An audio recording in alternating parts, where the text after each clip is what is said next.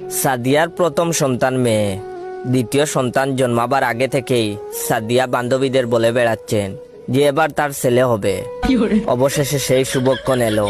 সাদিয়া একগাল হেসে সবাইকে বললেন, কি বলেছিলাম না?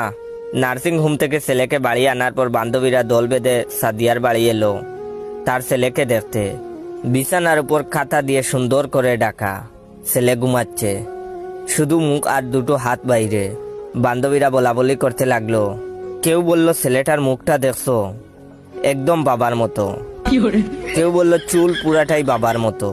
আরেকজন বলল, হাতের গড়নটা দেখ, সেটাও বাবার মতো। এত কথাবার্তার শব্দে ছেলের ঘুম ভেঙে গেল। সে হাত পা ছুটতে শুরু করলো। তাতে কোমর থেকে খাতা গেল সরে। অমনি সবার চোখ কপালে। আর সবাই বলল, এ কি রে সাদিয়া, তুই যে বললি ছেলে হয়েছে। তখন সাদিয়া গম্ভীর গলায় বলল, ছেলের ছবি কি বাবার মতো হবে? মার মতো কি কিছুই হবে না।